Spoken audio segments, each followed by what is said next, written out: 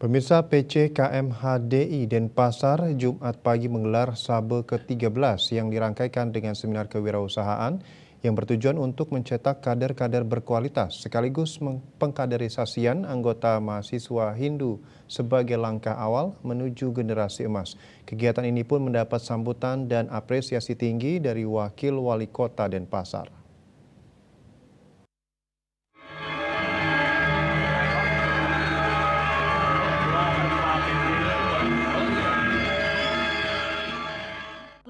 Sabe ke-13 tahun 2023 ini merupakan kongres tertinggi di tingkat pimpinan cabang. Kongres dilaksanakan selama 3 hari, yakni mulai tanggal 27 Oktober sampai dengan 29 Oktober 2023. Sabe ke-13 dibuka secara resmi oleh Wakil Wali Kota Denpasar IKD Agus Arya Wibawa dengan pemukulan gong bertempat di Auditorium Taman Asoka Universitas Hindu Indonesia.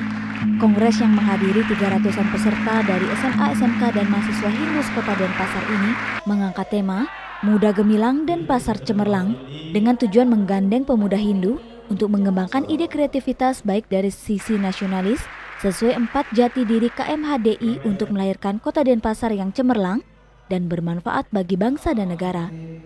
Dalam kesempatan tersebut, Arya Wibawa juga sangat menyambut baik dan memberi apresiasi yang tinggi pada Sabe ke-13 yang digelar oleh PC KMHDI Denpasar.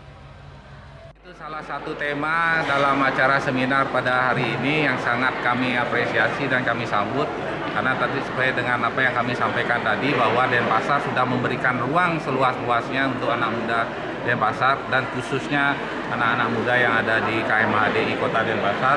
Bagaimana nanti kita di dalam seminar itu menghasilkan poin-poin yang mungkin akan bisa dijadikan catatan oleh pemerintah kota, apa yang harus kami lakukan, kemudian apa yang mesti kami sempurnakan di pemerintah Kota Denpasar ini terkait dengan apa yang harus dilakukan oleh anak-anak muda di Kota Denpasar.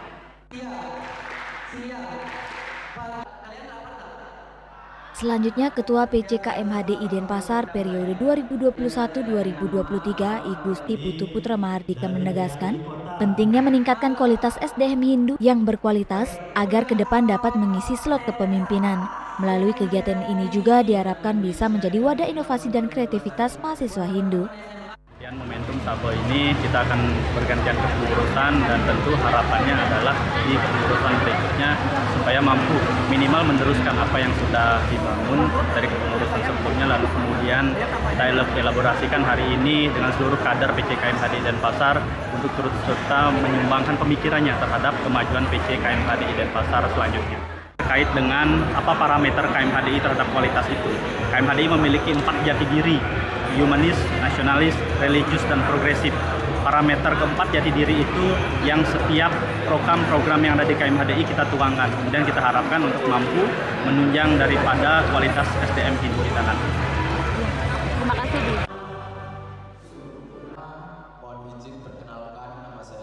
Sabe ke-13 PC KMHDI Denpasar yang dimana dia membawa serangkaian acara yaitu seminar kewirausahaan dan peluncingan majalah KMHDI yang dibuat oleh kader KMHDI Denpasar itu sendiri. Nah, serangkaian daripada Sabe ke-13 PC KMHDI Denpasar ini yang dimulai dari tanggal 27 Oktober hingga 29 Oktober. Kegiatan PC KMHDI Denpasar tahun ini dirangkaikan dengan seminar kewirausahaan dengan 2 narasumber, yakni owner Sajatu Group dan founder The Silas Agrotourism, yang dilanjutkan dengan sidang pleno dan sidang paripurna terkait laporan pertanggungjawaban PC KMHDI Denpasar periode 2021-2023. Juliana, Bali TV.